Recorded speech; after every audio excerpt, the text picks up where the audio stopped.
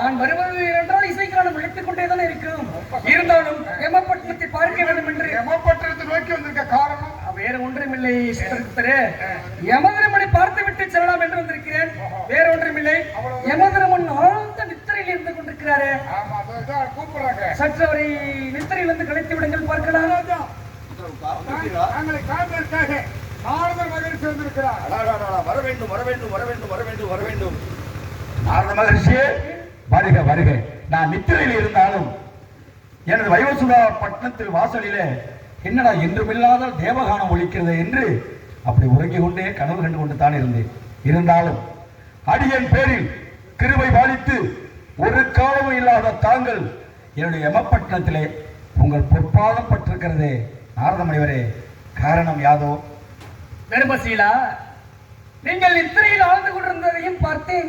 ஓஹோ, இந்த யமப்பட்டினத்தில் ஒரு பெண் பிள்ளை செய்த கூத்தையும் பார்த்தேன். அதையுமா பார்த்தீர்கள்? இருந்தாலும் உலகத்திலே இப்படிப்பட்டவர்கள் இருக்கிறார்கள். அவர்களை இப்படித்தான் தண்டனை கொடுக்க வேண்டி இருக்கிறது. தர்மசீலா, உன் நலத்திற்கு குறை ஒன்றுமில்லையே. எனக்கு என்ன குறை?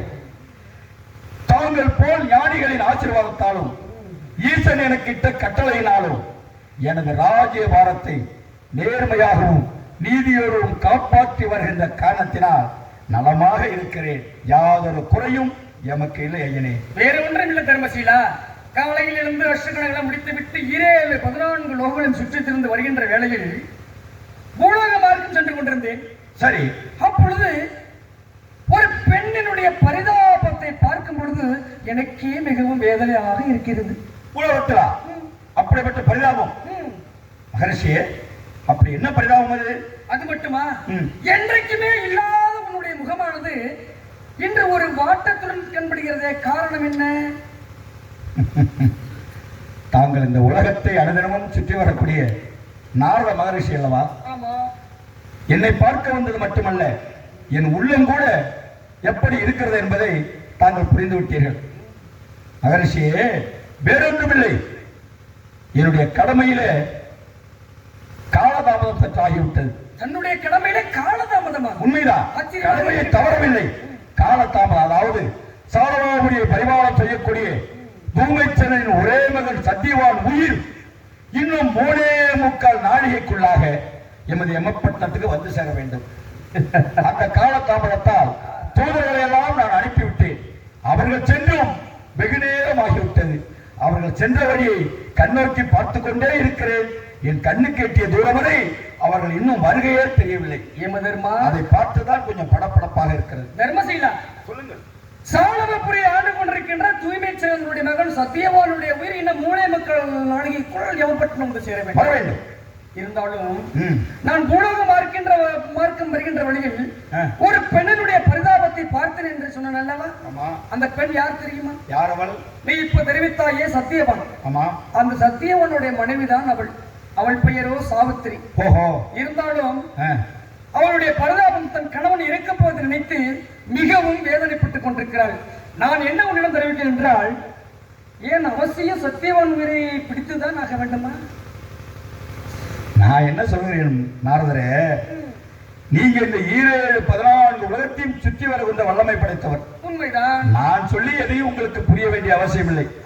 தாங்கள் சொல்லுகின்றீர்கள் கணவனுக்கு பரிதாபம் வந்து விட்டது, அதற்காக ஒரு மனைவி அழுகிறாள் என்று. அதாவது புருஷனுக்கு ஒரு ஆபத்துனா கட்ட பொண்டாட்டி அழுவாம சிரிச்சுக்கிட்டா இருப்பா? ஏயா சிரிச்சுக்கிட்டா இருப்பான்னு கேட்கிறேன். கணவனுக்கு ஆபத்து என்றால் அவனை நம்பி இருக்கக்கூடிய மனைவி அழத்தானே செய்வா. அவன் தானே அவளுக்கு தெய்வம். இதை என்கிட்ட சொல்றீங்களே? தர்மசீலா, எந்த விஷயத்தை எடுத்துக்கொண்டாலும் சட்டத்திட்டங்களை மாற்றக்கூடிய தகுதி அந்த நாட்டை ஆள்பவனுக்கு இருக்கிறது. அதுபோல இந்த யமப்பட்டினத்திற்கே ராஜாவாக இருக்கக்கூடிய நீங்கள் ஏன் சட்டத்திட்டத்தை மாற்றி அமைத்தால் என்ன? சத்தியவான் கவராமல் விட்டு விட்டாதால் என்ன? குறைந்து போய் விடுவீங்களா? நாரதமணியே, என்னுடைய ஈசன் அனுதினமும் அவனை பூஜித்துத்தான் நான் மூச்சையை வெளியில் விடுவேன். ஆகையினாலே என்னுடைய ஈசனிட்ட கட்டளையை இதுவரையும் தட்டளை இனியும் தட்டப் போவதும் இல்லை. ஆகையினால் தாங்களுக்கு தெரியாதா யமதர்மன் எப்படி இருக்கிறான்? ஆனால் எனக்கு ஒன்று புரிந்து விட்டது. என்ன?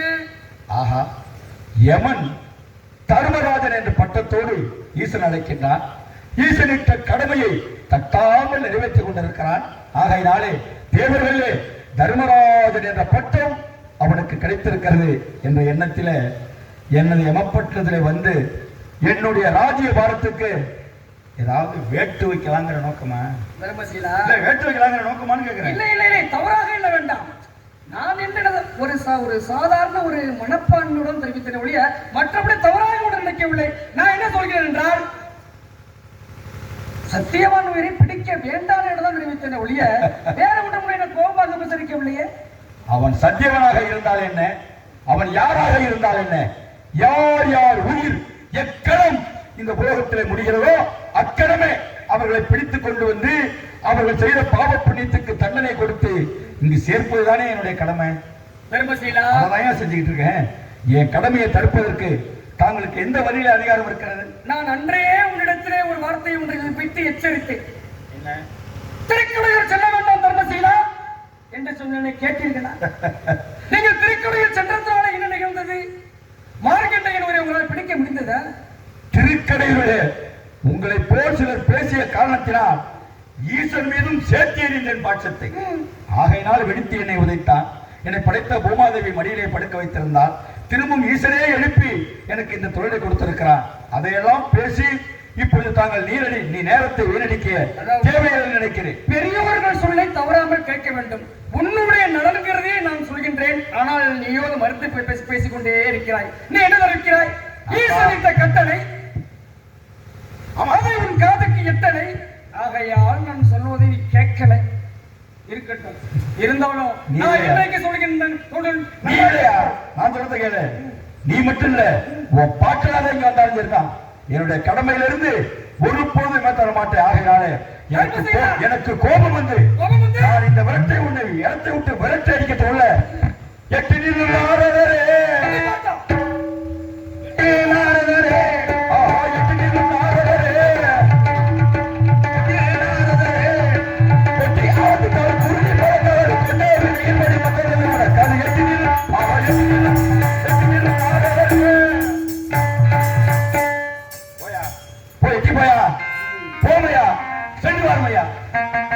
நல்லதுக்கு காலம் இல்லை. தர்மசீலா, இந்த இடத்துக்கு போவாதீங்க, உங்களுக்கு ஆபத்து இருக்குன்னு வந்து சொல்றேன். அதை நீங்க கேட்க மாட்டேங்கிறீங்க. அதான் நீ என்ன சொல்றது, நான் என்ன கேட்கறதுன்னு சொல்றீங்க. அப்படி சொன்னது மட்டும் இல்லாமல் ஒரு முனிவர் என்று பாராவளும் சிச்சி 8 நிலை நாரதர் என்று கேவலமாக பேசுகிறீர்கள். என்னையே சீச்சை 8 நிலை என்று சொன்னீரே, இதனோட பலனை நீங்கள் கண்டிப்பாக இன்றைக்கு நான் சொல்கின்றேன். சத்தியம் ஒருவரை பிடித்து விடுவீர்கள். உயிரை பிடித்தே விடுவேன் யமதர்மராஜன். சத்தியம் ஒருவரை பிடித்து விடுவீர்களா? நீங்க பிடித்து விடுவேனையா? பிடித்து விடுவேன். என்னை பார்த்து சீச்சி 8 நிலை நாரதர் சொன்ன தர்மசீலா, கட்டை கொண்டு நானே உன் கைவற்றை பார்க்கின்றேன்.